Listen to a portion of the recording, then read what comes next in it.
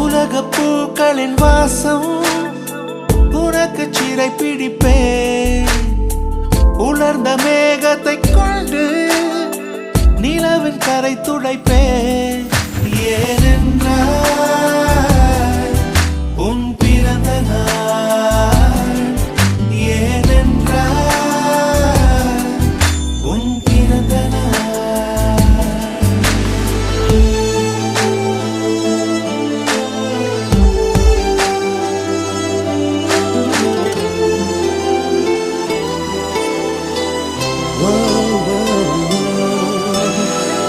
கிளை ஒன்றில் மேடை அமைத்து ஒளி வாங்கி கையில் கொடுத்து பறவைகளை பாடச் செய்வேன்.